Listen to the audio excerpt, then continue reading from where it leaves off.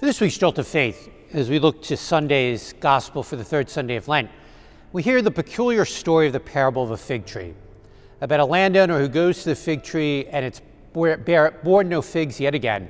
And he says to the gardener, "Tear it up. I'm sick of it taking up space." But the gardener intercedes and says, "Give it one more year.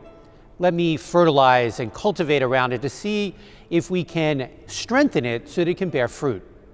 Now, it's an odd story, but Jesus uses it to drive home an important point. That just like the barren fig tree, Lent is our time to bear the fruit of God's kingdom. What is the fruit of God's kingdom? Faith, hope, and love. The gospel message we are called to live out. And Lent is that yearly time that we are called to cultivate the soil through our prayer, to fertilize ourselves through fasting and almsgiving. All those things to help us bear the fruits of God's kingdom. You know, sometimes it's easy for all of us to fall into the trap of thinking Lent is about getting things done. That for 40 days I'm not going to eat chocolate, or for 40 days I'm going to give up caffeine. But that is the key to open something bigger.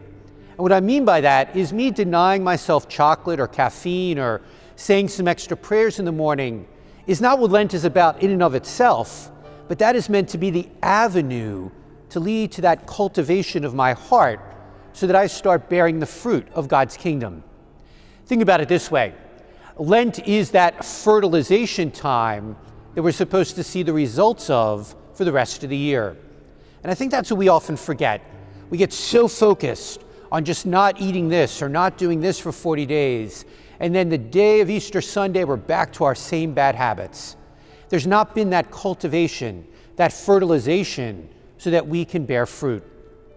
And we need to remember, Jesus has a stark warning in the gospel that if you don't bear fruit, just like the tree will be cut down.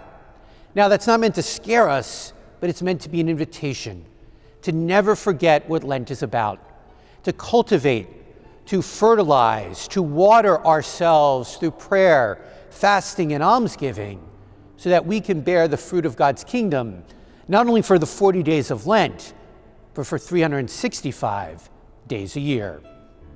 Not a sermon, not a homily, but just that little jolt of faith to help all of us get through the week.